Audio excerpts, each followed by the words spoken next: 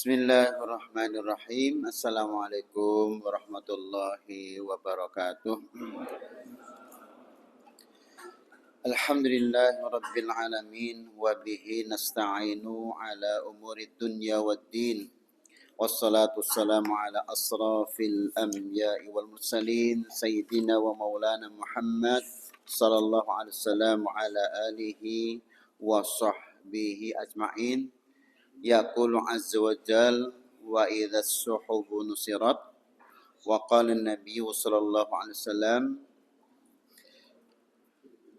ittaqillaha haitsu ma kunta wa adbi as-sayyi'atal hasanata tamhuha wa khaliqin nas bi khuluqin hasanin. Ma'asyiral muslimin, bapak-bapak hadirin, ibu-ibu hadirat yang Allah muliakan, alhamdulillah senantiasa kita panjatkan rasa syukur kita kepada Allah yang Maha Kuasa, yang senantiasa tidak lupa terhadap apapun yang kita ucapkan, apapun yang kita kerjakan, kapanpun kita berada, senantiasa atas penglihatan Allah Subhanahu wa taala, karena memang Allah tidak pernah istirahat, Allah tidak pernah tidur, wa huwa fi sya'an, dan Allah sangat sibuk sekali mengurusi makhluk-makhluknya. Di antara sekian makhluk adalah manusia. Kita bersyukur kepada Allah SWT atas semua nikmatnya yang Allah berikan kepada kita. Yang kedua, tidak lupa salawat dan salam semoga Allah curahkan kepada Rasulullah sallallahu alaihi wasallam, kepada sahabat beliau, kepada keluarga beliau, kepada umatnya hingga kiamat nanti.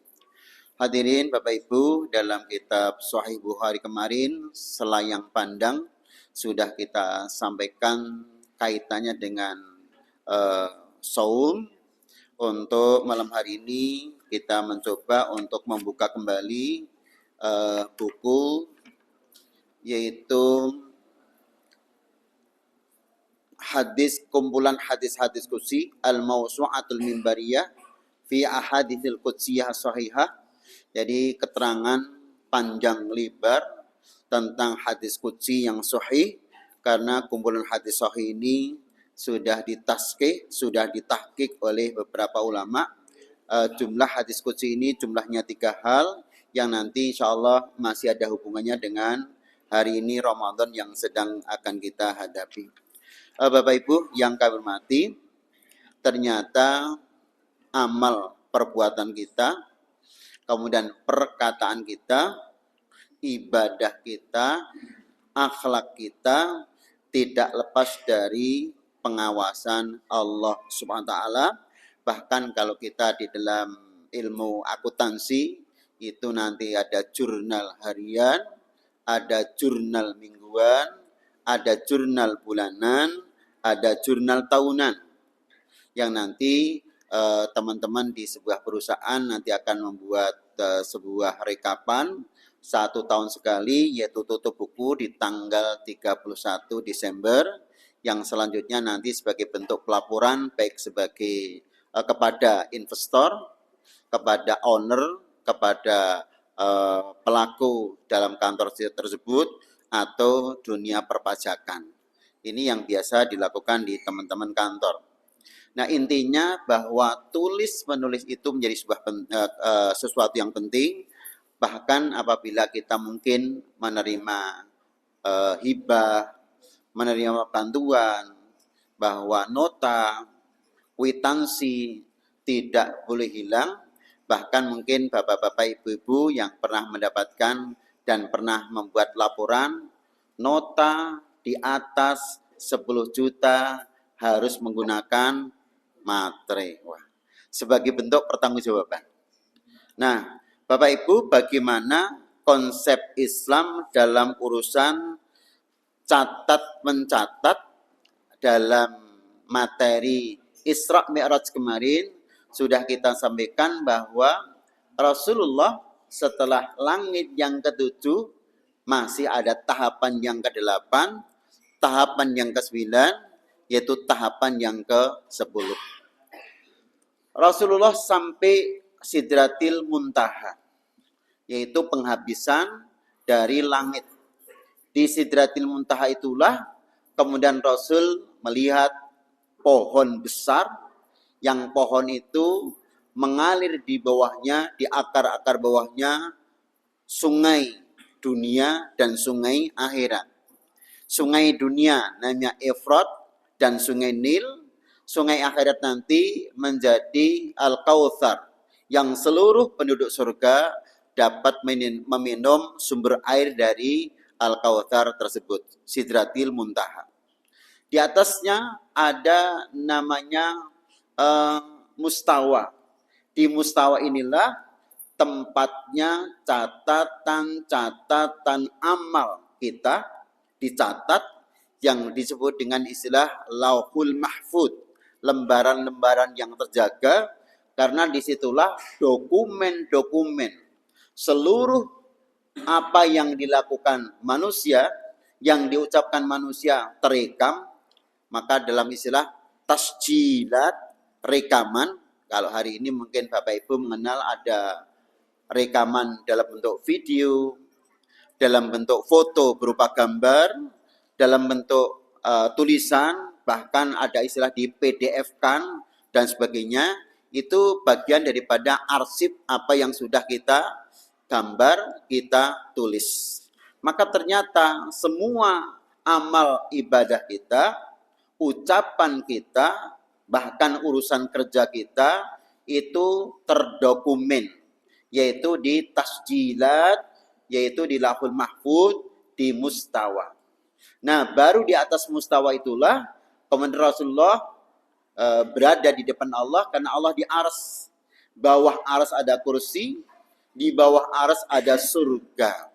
Maka disitulah kemudian Rasulullah mendapatkan wahyu sholat 50 kali, kemudian Rasul turun langit ke-7, Rasul turun langit ke-6, baru mendapatkan advice atau petunjuk, arahan, bimbingan dari Nabi Musa untuk kembali lagi naik ke sisi Allah untuk minta keringanan perintah sholat yang 50 kali, yang akhirnya dari permohonan beliau berubah menjadi 5 kali, tetapi dari sisi ganjaran tetap menjadi 50. Oleh sebab itu Allah pun juga menyatakan kullu amalin, atau kullu amal bani Adam ini, seluruh amal umat manusia ini, asru biamtaliha, 10 kali lipat, sehingga 50 menjadi 5 waktu sholat, tapi 5 waktu sholat ini ganjarannya tetap juga 10. Itulah sekedar mengingatkan kembali kita tentang tasjilat, tentang tempat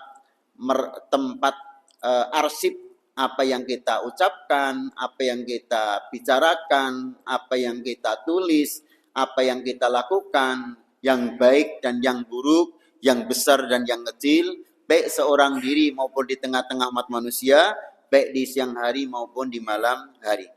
Langsung saja kita masuk. Ternyata takrir, buku laporan. Maka kalau anak sekolah itu yang sering atau yang pernah kita singgung, rapot itu adalah nilai dari harian, kemudian nilai dari ujian mungkin yang sifatnya per bab, kemudian mid semester, kemudian nilai semesteran. Kumpulan dari nilai semesteran, kemudian akhir menjadi rapot akhir, nanti di kelas terakhir ada ujian akhir. Dari sekian itu kemudian nanti menjadi nilai ijazah. Sehingga kalau kita mau nulis ijazah yang murni itu ternyata tidak sekedar hasil dari ujian terakhir. Ternyata kalau hanya hasil ujian terakhir itu ya ngepasi kita sehat, ngepasi ingatan kita, kemudian ini menjadi nilai bagus. Sementara nilai sejak kelas 1, 2, 3, 4, 5, 6 ketika tidak diakumulasi, ini maka menjadi tidak valid nilai ijazah di SD itu.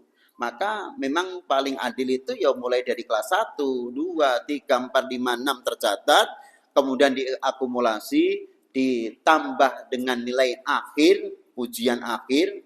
Kalau dulu ada istilah Eptanas, jadilah nanti menjadi nilai ijazah. Maka ada yang pertama kita mengenal namanya Raf'ut Taqrir Al-Yaumiyah.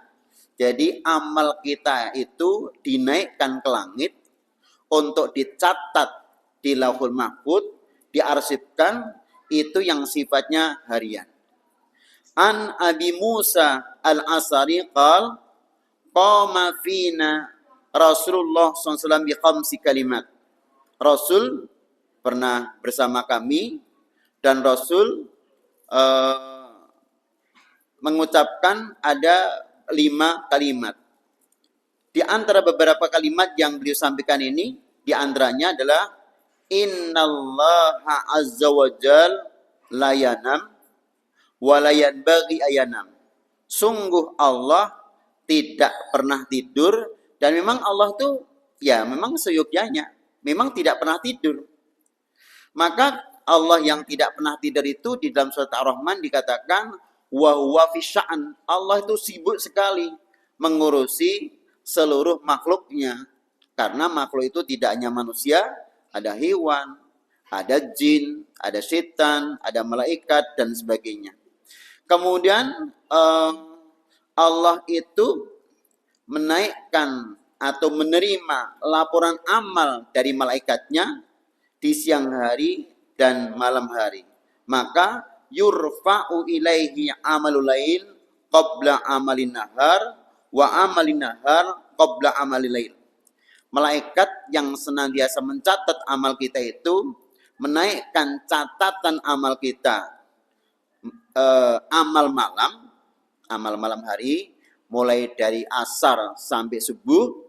Sebelum datang subuh semuanya sudah direkap untuk siap dibawa ke sisi Allah nanti untuk diarsipkan.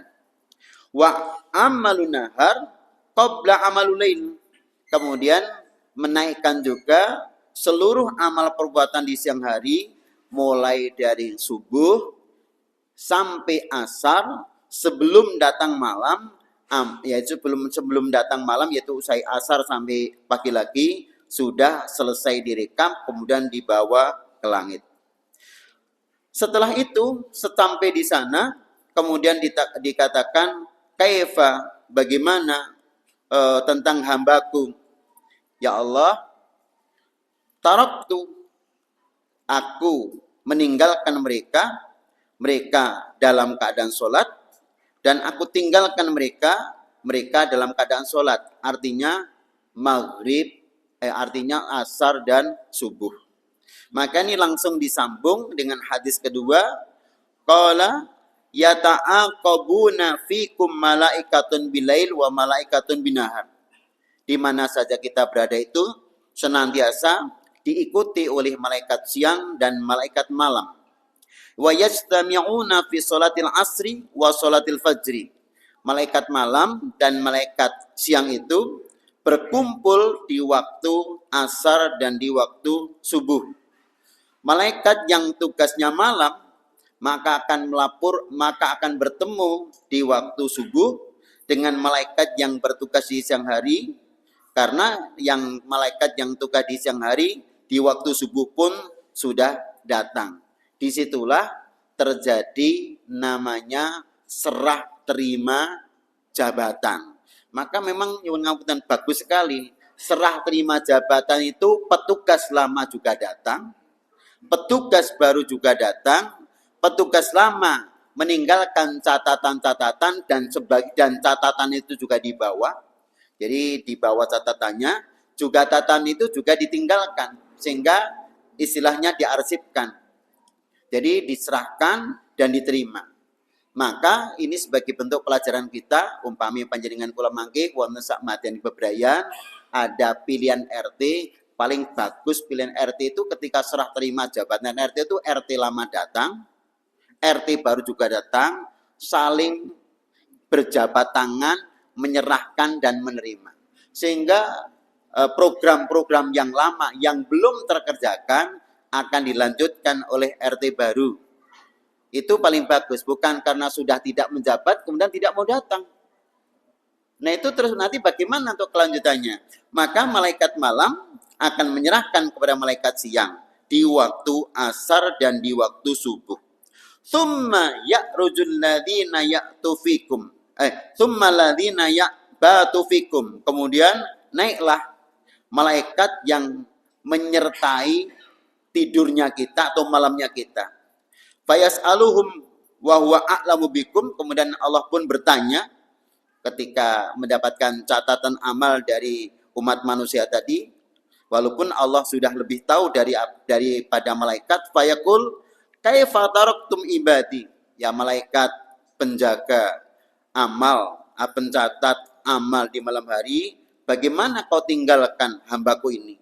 Fayaqulun, maka para malaikat itu mengatakan taraknahum wa hum yusallun. Aku tinggalkan mereka, aku kan tugasnya di malam hari. Aku tinggalkan mereka di waktu subuh, mereka sedang salat subuh. Fayaqulun taraknahum wa hum yusallun wa atainahum wa hum yusallun. Dan ketika kami datang,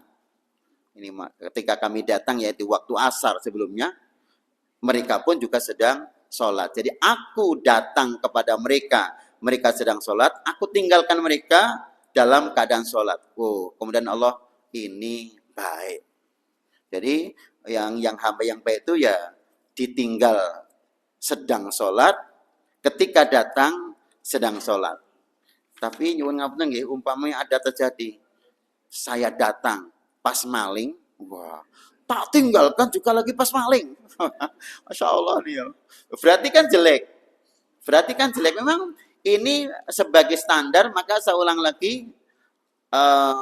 Hafidhu ala salawat wassalatil wusta. Jagalah salat-salat kalian. Yang lebih harus kita jaga dari salat yang 5 waktu adalah salatul wusta.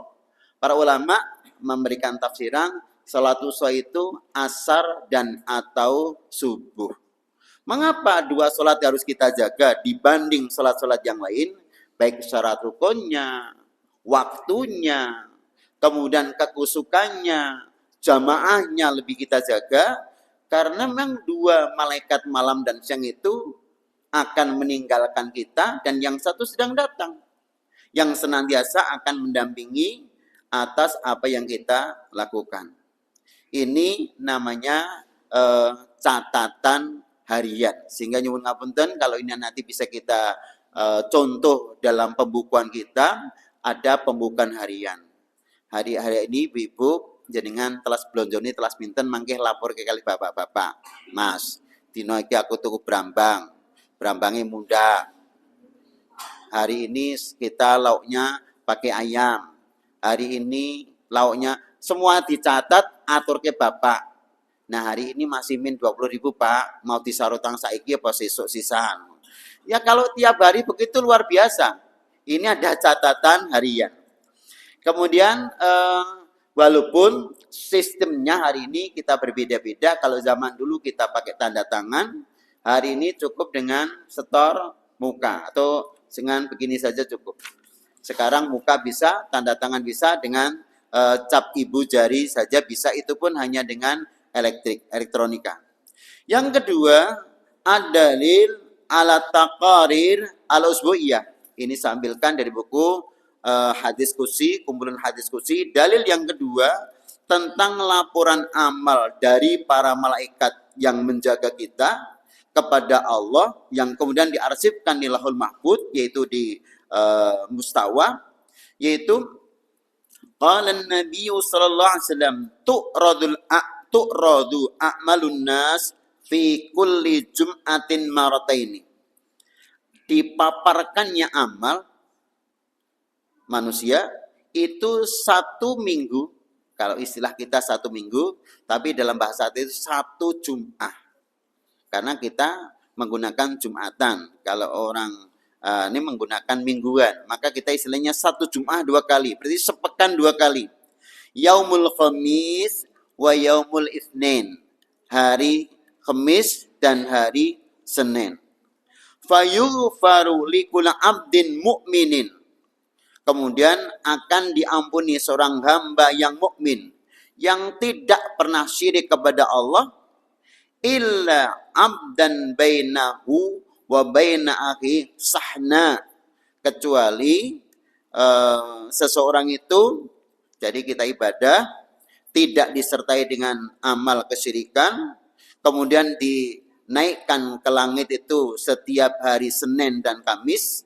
Kemudian seluruh dosa-dosa kita terampuni kecuali 2 orang yang antara 1 orang dengan satunya yaitu sahna. Apa itu sahna? Sahna adalah qati'ur rahmi. Jadi memutus tali persaudaraan. Sehingga amal-amal yang lainnya itu menjadi terhapus kecuali syirik. Maka seolah-olah barang siapa yang melakukan syirik, kemarin sudah kita bahas, ternyata kita ngulangi hadisnya biar nyambung. As-salawatul khamsu, salat yang 5 waktu. Wa Ramadan ila Ramadan, mukaffiratun lima bainahuma ma istanabal kabair. Salat yang 5 waktu, duhurnya salat, asarnya salat, maka jeda waktu antara duhur dengan salat itu kita melakukan dosa kecil terhapus dengan sendirinya dengan melakukan salat asar. Salat asar kita sudah salat, maghrib kita salat, maka jeda waktu dosa-dosa kecil yang dilakukan manusia antara asar dengan maghrib terhapus dengan sendirinya dengan melakukan salat maghrib, terus sampai lagi balik ke salat duhur. Nah, dengan catatan ma istanabal kabair, selama orang itu menjauhi dosa-dosa besar. Nah, kemarin dosa-dosa besar sudah kita bacakan lewat buku Al-Kabair yang ditulis oleh Imam Dhahabi, yang kitab ini sudah disarah oleh Syekh Utsaimin. Ada syirik kepada Allah, ada sihir, ada membunuh saudaranya muslim, ada merampok, ada meninggalkan sholat secara sengaja, meninggalkan puasa secara sengaja, ada riba, ada khianat dan sebagainya. Ini masuk kategori dosa besar. Satu lagi yang hadisnya berpisah, al-umrah ilal umrah kafaratun lima bainahuma. Satu umrah ke umrah berikutnya sebagai penghapus dosa. Maka selama orang itu meninggalkan dosa besar, maka hari Senin dan hari Kamis amal kita dinaikkan kepada Allah untuk diarsipkan.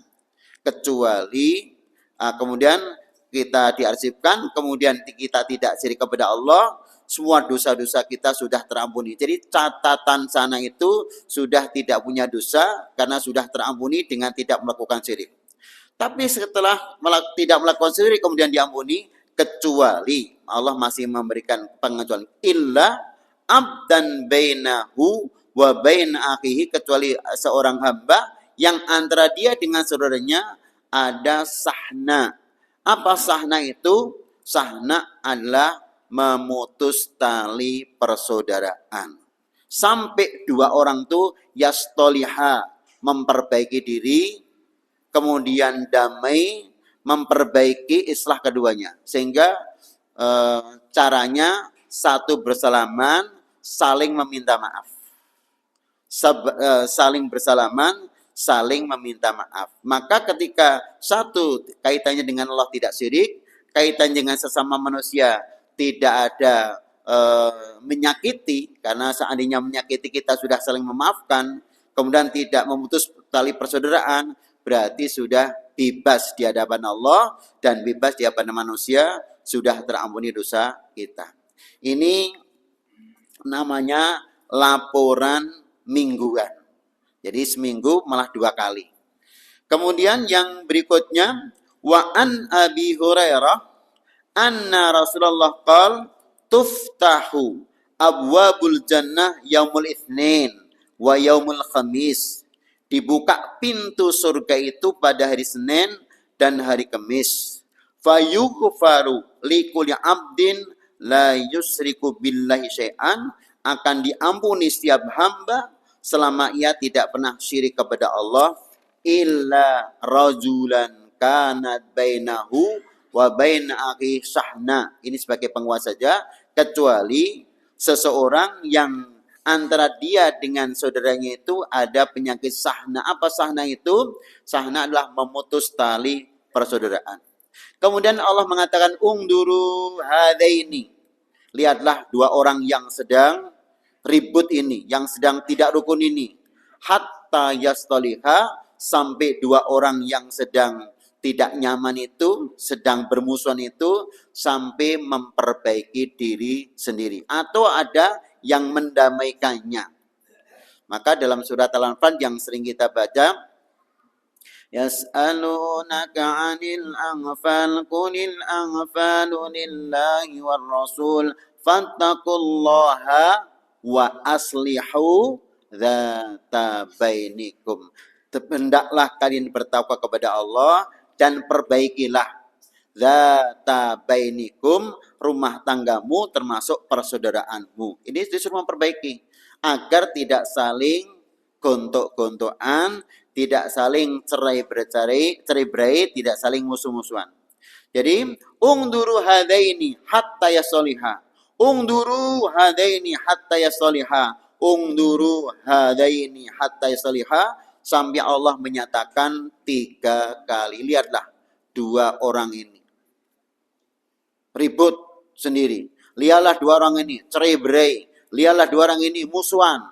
Sampai berdua ini baik, maka akan diampuni. Karena satu tidak syirik, yang kedua tetap menyambung tali persaudaraan. Maka monggo tentang silaturahmi ini tetap kita jaga. Ini sebagai sarana pengampun dosa. Yang ketiga, wa amma taqarin asanawiyah. Ada laporan tahunan. Jadi Bapak Ibu, ini saya cari di bulanan, dalam buku hadis memang tidak kita dapatkan, tapi langsung masuk tahunan. Wa amma taqarir asanawiyah. Adapun laporan-laporan tahunan, faturfa'u fi syahri Sa'ban. Amal penjadian kula itu nanti diangkat ke langit untuk disimpan di Lauhul Mahfuz itu setiap bulan Sya'ban sebelum masuk Ramadan. Karena nanti Ramadan seluruh dosa-dosa kita akan diampuni selama 1 tahun ketika puasa kita imanan wa ihtisaban. Kama jaa fil hadis an Usama bin Zaid, dari Usama bin Zaid qala ya Rasulullah alam araka tasumu sahran minas suhur ma tasumu fi Sya'ban ya Rasulullah. Aku hampir tidak pernah melihat panjenengan puasa sunnah melebihi banyaknya di bulan Sya'ban. Jadi ternyata bulan Sya'ban itu Rasul memperbanyak puasa sunnah. Karena puasa wajib hanyalah di bulan Ramadan. Kemarin sudah kita bahas, sebelum Ramadan ini datang, orang-orang sebelum Nabi menerangkan tentang wajibnya Ramadan, kutiba alaikumusiyam, mereka sudah terlebih dahulu puasa wajibnya bagi mereka sebelum datang Ramadan, puasa Asyura. Begitu Rasul menyampaikan kutiba alaikumusiyam, kama kutiba alal ladzina min qablikum la'alakum tattaqun, kemudian mereka mulai meninggalkan puasa Asyura. Tetapi Rasul tetap mengatakan in syi'ta, kalau kamu mau fasum, kamu tetap berpuasa. Tetapi apabila kamu tidak mengendaki, fa'aftir, maka kamu berbukalah. Artinya tidak usah puasa. Sehingga kedudukan puasa Asyura menjadi sunnah. Nah ternyata selain puasa Asyura, Rasulullah memperbanyak puasa di bulan Sya'ban, yaitu bulan Ruwah. Cuman sudah kita bahas kemarin, la tuqaddimu yaumin aw yaumaini, walaupun kita memperbanyak puasa di bulan Syura, jangan mendahului puasa Ramadan 1 hari atau 2 hari. Artinya apa? Puasa di tanggal 30 Sya'ban tolong dihindari. Jangan-jangan 30 Sya'ban itu sudah masuk 1 Ramadan. Karena hasil ru'yah dari tanggal 29 sudah menunjukkan bulan sabit. Nah, tetapi apabila kita sudah ada ru'yah, bahkan sudah ada sidang isbat, mengatakan tidak satupun yang ru'yah itu melihat bulan sabit, maka istikmal. Kemudian disempurnakan bulan Sya'ban menjadi 30 hari. Maka ini makruh melakukan puasa di tanggal 30 atau 29. Jangan-jangan tanggal 30 itu sudah masuk 1 Ramadan. Ini yang pertama. Kemudian yang kedua, kecuali Rasul mengatakan kecuali yang sudah terbiasa puasa Senin Kemis atau puasa Daud. Nah pas hari tanggal 30 itu ada pas nepai harinya hari Daud, atau mungkin Senin, atau mungkin Kemis. Tetapi ketika tidak, maka hindari saja agar tidak terjadi syak antara itu Ramadan atau masih Sya'ban. Kemudian kita lanjutkan, qala dzalika syahru yaghfulun nasu anhu. Bulan Sya'ban memang banyak orang yang lupa untuk memperbanyak sholat sunnah, untuk memperbanyak puasa sunnah, untuk memperbanyak sedekah, untuk memperbanyak doa. Karena sebagaimana dalam kitab Lataiful Ma'arif kemarin yang ditulis Imam Ibnu Rajab Al-Hambali mengatakan bulan Rajab itu bulan persiapan menuju Ramadan. Maka bulan Sya'ban itu kelanjutan dari Rajab. Kalau Rajabnya kita sudah menanam, Sya'bannya tinggal tinggal mengairi dan tinggal memberikan rabuk, maka nanti bulan Ramadan tinggal nunggu panen. Kalau bulan Sya'ban itu, kalau pohon sudah berdaun, maka Sya'ban nanti insya Allah setelah berdaun itu nanti berbunga, nanti bulan Ramadan tinggal memetik buahnya. Karena bunga tidak mungkin, karena buah tidak mungkin kecuali harus berbunga terlebih dahulu. Maka Sya'ban semakin mendekati Ramadan. Maka Rasul mengatakan banyak orang yang lupa bahwa bulan Sya'ban itu bulan memperbanyak amalan ibadah, yaitu antara Rajab dan Ramadan berarti Sya'ban. Wa syahrun turfa'u fil a'mal ila rabbil alamin. Bulan Sya'ban lah bulan diangkatnya catatan amal kepada Rabbul Alamin, ya Rabb semesta alam. Fa uhibbu ayurfa amali wa ana shaim. Aku pengen banget nih amalku, catatan amalku diangkat untuk dicatat di Lauhul Mahfuz saat itu aku sedang berpuasa. Maka ada yang mengatakan, aku pengen banget nih suatu saat misalnya Allah ingin mencabut nyawaku, aku sedang ibadah. Mila ketika panjenengan kula wonten sedherek ingkang nembe nindakaken kaji meninggal di sana, innalillah sisilan yo alhamdulillah. Nggih betul. Di antara kita ada yang saudaranya meninggal di waktu sholat subuh. Waktu sholat subuh rakaat kedua. Sudah hampir rakaat kedua, sudah hampir innaka hamidum majid, tahiyat hampir rampung, kemudian langsung geledak. Betul. Ya Allah, aku pengen nanti kelak meninggal, aku sedang ibadah ya Allah. Sebagaimana yang kemarin sempat kami sampaikan, ada orang baca Quran, yang dibaca kok surat Al-Mulk. Alladzi khalaqal mauta wal hayata liyabluwakum ayyukum ahsanu amala. Langsung meninggal Pak coba. Alladzi khalaqal mauta wal hayata liyabluwakum ayyukum ahsanu amala. Ini di Jawa Timur. Di Karanganyar itu rakaat kedua. Kemudian di Gading imamnya sedang menjadi imam sholat tarweh. Di Lawean Masjid Jami itu muadzinnya usai adzan biasa menunggu waktu sholat isya. Ketika isya beliau qomat, ketika usai sholat isya wirid sebentar, ketika wirid kemudian sholat 2 rakaat, habis 2 rakaat kultum. Ketika kultum hanya kultum 7 menit. Beliau duduk di depan mihrab, artinya di dekat imamnya yang sedang khutbah tadi. 7 menit itu sebentar sekali. Itu langsung meninggal coba. Seorang muadzin meninggal di depan apa ini? Mimbar coba. Sampai dokter Zainal menangis. Bang Adiri, aku minta doanya ya, semoga aku nanti meninggal seperti itu muadzinku ini. Ya dokter Zainal begitu. Ini mungkin live, mungkin Pak Zainal biar tahu. Ya, dokter Zainal sampai bilang itu, Masjid Jami Lawean. Ya Allah, dia seorang muadzin. Pagi harinya yang takziah berapa? Hampir 2000 orang menyolati sholat jenazahnya muadzin yang meninggal tersebut. Ya Allah. Adzan, qomat, ikut sholat, dengan akal kultum ketika tarweh. Ya Allah, berapa menit meninggal? Orang mengira masih Sakaratul maut oleh Dokter Jainal. Udah meninggal, ya Allah, meninggalnya di tengah-tengah masjid, di depan mihrab, habis sholat isya, sedang dengarkan kutum. Nah, Masya Allah.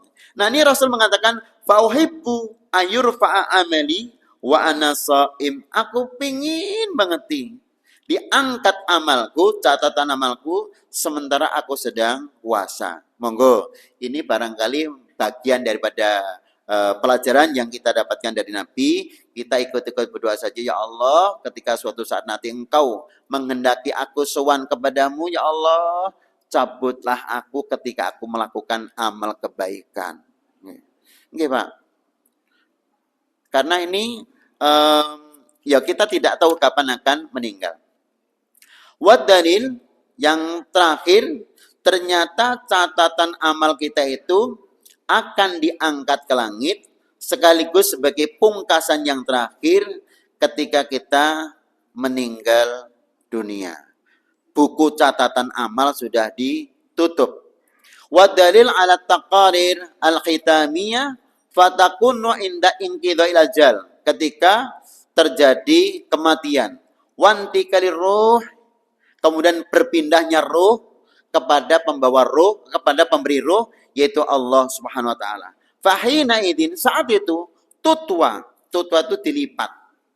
Sudah ditutup kembali lagi. Fa ughliqa sahifah amalihi, lembaran-lembaran amalnya, wa yuhtamu 'alaiha, dan dinyatakan ditutup. Tsumma turfa ila malikal muluk, kemudian diangkat ke langit, dikembalikan kepada Allah SWT. Mula asring panjenengan kula ngaturaken mugi sedo kanthi husnul khotimah. Dan ketika sedo kanthi husnul khotimah, buku catatannya, buku juga catatan-catatan yang baik, maka sampai dikatakan mangkana akhiru kalamihi la ilaha illallah dakhalal jannah. Barang siapa yang akhir perkataannya lah kalimat tauhid la ilaha illallah, insya Allah masuk surga. Kemudian Bapak Ibu, masih kita lanjutkan karena ini sudah terakhir. Kemudian tentang buku catatan amal, itu al-qaulu, baik perkataan kita dicatat. Maka sampai Allah mengatakan ma yalfidhu min qaulin illa ladaihi raqibun atid. Tidak ada suatu lafaz kata pun yang terucap dari lidah kita, melainkan ada di sisi Allah nanti, di sisi kita, yaitu raqibun atid, malaikat mencatat amal kebaikan dan keburukan. Jadi panjenengan kula wawan kineman ngobrol kesana kemari itu senantiasa tercatat. Kados panjenengan kula ngomong direkam pakai HP. Catatan itu ternyata langsung berubah menjadi tulisan. Jadi tulisan ketika jenengan pencet itu sudah share kemana saja yang ada. Coba, Masya Allah. Dari omongan langsung mencatat sendiri. Setelah tercatat, langsung dipencet lagi, semua orang jadi tahu. Nah, jenengan buka HP jam 12 malam, loh, aktif, jam 12 masih aktif kok. Kan ngerti nggih? Loh, jam 1 masih aktif. Aktifnya ngapa ya? Yang jelas jam 1 masih aktif, yang jelas HP-nya masih online. Lah mungkin saat itu usai atau persiapan sholat malam. Maka al-qaul dicatat, wal fi'lu pekerjaannya dicatat, wa zaman kapannya dicatat, wal makan tempatnya dicatat. Qala ta'ala ma yalfidhu min qaulin illa ladzi raqibun atid. Tidak ada suatu kata patah pun yang diucapkan seseorang kecuali di sisinya ada raqib dan atid. Kemudian yang berikutnya yaitu qala ta'ala wa nadha'ul mawazinal qista liyaumil qiyamah fala tudlamu nafsun say'an wa in kana mithqala habbatin min khardal ataina biha wa kafa bina hasibin. Surat Al-Anbiya ayatnya 47. Wa nadha'ul mawazinal qista, kami akan meletakkan meletakkan timbangan amal yang adil. Mayyamal mithqala dzarratin khaira yara wa mayyamal mithqala dzarratin syarra yara. Kapan itu? Liyaumil qiyamah. Allah yang menyatakan sendiri, fala tudlamu nafsu syai'an. Allah tidak akan mendolimi, tidak adil. Berarti tidak akan pilih kasih. Allah tidak akan pilih kasih. Dari seluruh hambanya yang mengucapkan, yang mengamalkan, Allah tidak pernah mendolimi sedikit pun, tidak akan pilih kasih. Wa in kana mithqala habbah min khardal. Walaupun sedikit omongannya, sedikit amalannya, tetap sebiji sawi pun tetap akan tercatat. Kebaik ya baik, buruk ya buruk. Ataina biha, kemudian kami datangkannya. Ini loh buku catatan kamu. Makanya ngapunten panjenengan kula ingkang saben setu gajian lho catatan amal, catatan kerjaanmu minggu wingi wis ngebon 200. Langsung tak coplok sisan 200 ya. Ngebon 200. Lah kemudian kamu kan 200. Lah bojomu ku ya rene dhewe. Ternyata ada catatan maka ketika nanti ada yang ngebon-ngebon sinten kemawon menawi atas nama keluarga mangnyuwun tapa asmo. Wah niku mboten kula niku mboten dede bojo kula niku. Nah, sekarang tidak tak apa asmo, difoto. Tak apa asmo, difoto. Nah, materi. Wah, lengkap banget yo ngapunten. Lah mangke pendak setu dikurangi. Betul. Ini ternyata konsep catatan-catatan seperti itu. Jadi para Bapak Ibu, yang terakhir kami bacakan ayat saja. Kiraman katibin ya'lamuna ma taf'alun. Malaikat yang dimuliakan oleh Allah, yang diperintahkan oleh Allah untuk senantiasa mencatat amal. Mereka para malaikat itu mengetahui apa yang kalian kerjakan. Siang malam sebanyak sedikit baik maupun buruk. Mugi-mugi lenggah penjenengan di masjid ini semuanya tercatat kebaikan. Ya Allah, napa melih niki dinane Kemis malam Jumat tadi sudah disowankan ke hadapan Allah. Ini ini nyuwun ngapunten untuk mingguan ini hari pertama kita membuka lembaran-lembaran minggu yang pertama ini karena dari satu minggu itu nanti ada Jumat itu ya pertama, setelah Kemis berarti malam Selasa itu pertama. Itu semoga kebaikan. Kemudian Imam Malik pernah mengatakan la islahadil ummah ila bima salaha bi awaluha. Orang ini tidak bagus kelak nanti kecuali diawali dengan kebaikan. Maka untuk memulai sesuatu awalilah dengan bismillah. Ngoten nggih? Mugi-mugi bismillah kita melakukan amal kebaikan semuanya kembali kepada kita sendiri, tidak kepada orang lain. In asantum li anfusikum wa in asatum falaha. Ini sering saya baca untuk memantapkan ketika kita melakukan sesuatu itu kembalinya untuk diri kita sendiri, bukan untuk orang lain. Aku lu qouli hadza nastaghfirullahal azim li wa lakum lisa'il muslimina min kulli dzam innahu wal ghafurur rahim. Wassalamualaikum warahmatullahi wabarakatuh.